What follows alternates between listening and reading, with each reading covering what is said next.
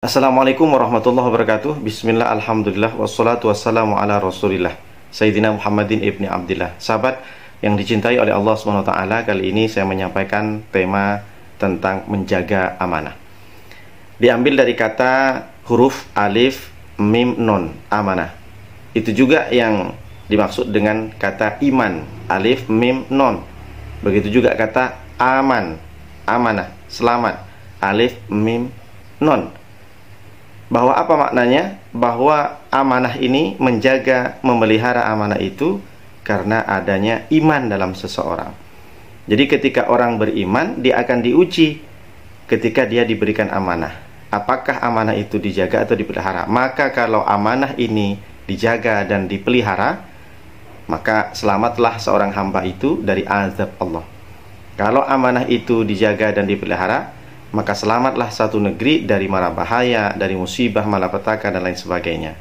Kalau amanah itu dijaga dan dipelihara, maka amanlah seorang manusia, dia dari segala macam bentuk siksaan dari Allah SWT. Itulah kenapa Nabi Muhammad SAW mengatakan, la amanah liman la amanatah lahu.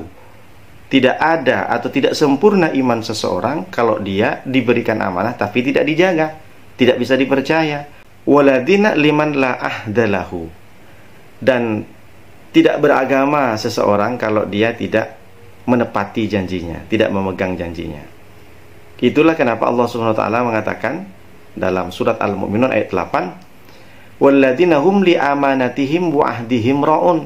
Orang beriman itu adalah orang yang kepada terhadap amanahnya dan janjinya ra'un, dia memelihara, dia memegang janjinya, dan dia menjaga sana amanah yang dipercayakan kepada dia. Dia tidak berkhianat. Nabi juga mengatakan ayatul munafiqih, tanda-tanda orang munafik itu adalah idza haddasa kadzaba. Ketika dia berkata-kata, dia bohong. Wa idza wa'ada akhlafa. Ketika dia berjanji, dia mengingkari. Wa idza tumina khana. Dan ketika dia dipercaya, diberikan amanah, dititipkan amanah, khana, dia malah justru berkhianat. Maka kesimpulannya, orang yang beriman tapi dia tidak memegang janjinya, maka termasuk orang yang tidak sempurna imannya. Belum dikatakan orang beriman ketika dia dititipkan amanah tapi dia tidak menjaga. Ketika dia berjanji tapi mengingkarinya, maka tak sempurna iman seseorang meskipun dia katakan saya sudah beriman. Lalu kemudian ditambahkan oleh perkataan Nabi SAW bahwa orang ini berkhianat. Berarti dia termasuk tanda-tanda dari salah satu orang yang munafik. Lalu pertanyaannya, apa amanah itu? Jadi kita menjaga amanah apa saja? Maka secara singkat saya sampaikan ada 3 amanah yang perlu kita jaga. Yang pertama, sebelum kita menjaga amanah yang lain, kita mesti harus menjaga amanah anggota tubuh kita. Anggota tubuh kita dari ujung rambut sampai ujung kaki ini adalah amanah dari Allah, titipan oleh Allah. Maka kita jaga. Cara jaganya gimana? Jangan sampai anggota tubuh kita itu melampaui batas, melakukan hal-hal yang dibenci oleh Allah.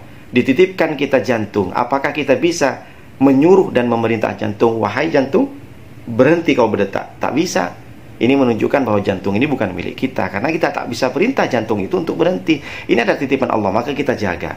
Anggota tubuh mata kita jaga dari segala hal macam bentuk maksiat yang kita lihat. Jaga mulut kita untuk tidak mencaci maki, untuk tidak sumpah serapah dan berghibah, mengunjungi orang, menjelek-jelekan orang. Jadi jaga anggota tubuh kita ini termasuk adalah amanah dan kita mesti harus jaga. Nas-sam'ah wal basarah wal fu'ada kullu ulaika kana anhu mas'ula. Sesungguhnya pendengaran, penglihatan, dan bahkan hati ini akan dipertanggungjawabkan di hadapan Allah SWT. Yang pertama, kita menjaga seluruh anggota tubuh kita. Maka Rasulullah mengatakan ihfadillah yahfadkah, ketika Rasulullah memberikan pesan kepada Abdullah ibnu Abbas, wahai ibnu Abbas, jagalah Allah, maka engkau akan dijaga oleh Allah. Apa maksudnya? Apakah Allah perlu dijaga? Tidak. Maksudnya jaga hukum-hukum Allah, jaga semua perintah Allah, jaga larangan Allah. Maka ketika engkau menjauhi larangan Allah dan ketika engkau menjaga amanah untuk melaksanakan perintah yang diperintahkan Allah, yahfadzaka, maka Allah akan menjagamu. Yang kedua, menjaga amanah itu adalah menjaga keluarga kita. Ku anfusakum wa ahlikum nara. Apa maknanya? Dijaga istri kita. Sebagai seorang suami, kepala keluarga, kita menjaga semua perilaku istri kita. Jangan sampai istri kita itu tidak berjilbab, jangan sampai istri kita itu tidak beribadah, jangan sampai istri kita itu bermusuhan dengan sesama kawan, dengan sahabat, diingatkan, dinasehati kepada istri kita, jangan sampai kalian bermusuhan, jangan sampai kamu ini mencaci maki kepada orang, tidak akur dengan tetangga. Dan itu juga termasuk salah satu tanggung jawab sebagai kita, kepala keluarga seorang suami. Lalu kemudian jaga anak-anak kita, jauhi dari narkoba, ingatkan kepada anak kita untuk tidak terlalu larut dan tidak kecanduan dengan game online, dengan media sosial yang mungkin akan bisa merusak otak dan merusak akhlak mereka.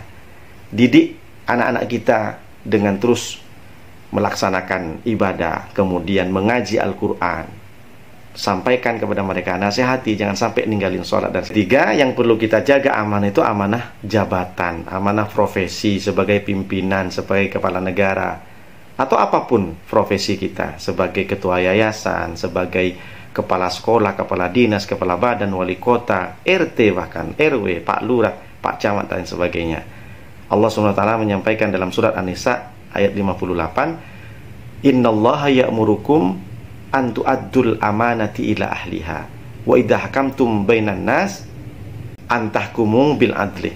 Sesungguhnya Allah menyuruh kepada kalian, memerintahkan kepada kalian an tu'addul amanati, untuk menyampaikan amanah itu ila ahliha, kepada orang yang berhak. Wa idza hakamtum bainan nas, ketika engkau memutuskan satu hukum di antara manusia, maka an tahkumu bil adli, hendaklah kalian itu berlaku adil.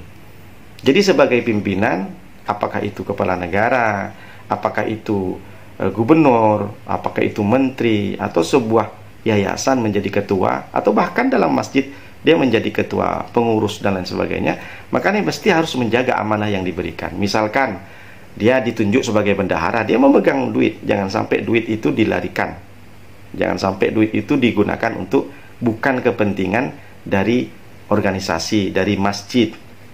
Ketika kita diamanahkan menjadi RT, RW, diamanahkan menjadi lurah dan sebagainya, maka kita bertanggung jawab kepada apa yang menjadi tugas, job description kita, kewajiban kita sebagai pimpinan. Kullukum ra'in wa kullukum mas'ulun an ra'iyati. Setiap kalian, kata Rasulullah, itu adalah ra'in, yang bertanggung jawab. Wa kullukum mas'ulun an ra'iyatihi. Dan setiap apa yang menjadi tanggung jawab kita, kita akan ditanyakan oleh Allah nanti di hadapannya. Fal amirul ladzi 'alan nasi, dan pemimpin yang memimpin rakyat banyak seperti kepala negara, gubernur, wali kota dan sebagainya, ra'in 'alaihim wa huwa mas'ulun anhum, adalah menjadi seorang yang bertanggung jawab, wa huwa mas'ulun anhum, dan pemimpin-pemimpin yang memiliki anak buah rakyat, kemudian anggota, akan ditanyakan apa yang kamu perbuat kepada rakyatmu, kepada anak buahmu, kepada anggotamu. Jadi menjaga amanah sebagai jabatan ini penting. Sedikit saja kita berkhianat, sedikit saja kita tidak mempertanggungjawabkan dan kita menyalahgunakan dengan jabatan yang kita punya. Rasulullah SAW mengatakan, la tazulu qadama abdin yaumal qiyamati hatta yus'alah an arba'i khisalin. Hamba itu tidak akan bergeser setelah dia bangun dari kubur, tidak beranjak kemana-mana kecuali ditanya oleh Allah dari 4 perkara. Yang pertama, an umrin fima afnahu, ditanya umurnya, kau habiskan kemana saja umurmu 70 tahun, 80 tahun di dunia ini. Yang kedua, wa an ilmihi fima fa'alah, dari ilmu yang kau dapatkan, kau amalkan, kau kerjakan untuk apa saja. Dan yang ketiga, wa an malihi, dari harta yang kau dapatkan, min ainak tasabahu, dari mana kau dapatkan harta itu, wa fima anfaqahu, dan untuk apa kau belanjakan harta itu. Dan yang keempat, anjismihi, dari badanmu itu, fima ablahu, kau gunakan untuk apa saja badanmu, kau gerakkan kemana saja kakimu, kau pegang apa saja tanganmu, kau tulis apa saja di media sosial dari tanganmu, matamu, hidungmu, semua akan ditanya, dipertanggungjawabkan di hadapan Allah.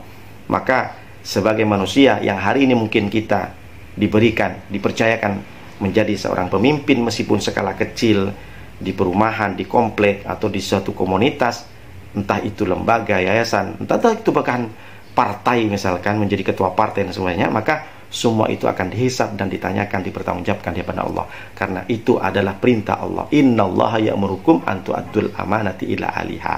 Jadi kalau hari ini kita dipercayakan untuk membagikan hak orang miskin, entah itu sembako, bantuan segala macam, maka kasih, berikan semua apa yang memang menjadi hak orang lain. Jangan sampai kita menilap, jangan sampai kita korupsi, jangan sampai kita mengambil hak orang lain. Dan itu lebih kejam, karena itu termasuk zalim. Demikian yang saya sampaikan, mudah-mudahan bermanfaat. Assalamualaikum warahmatullahi wabarakatuh.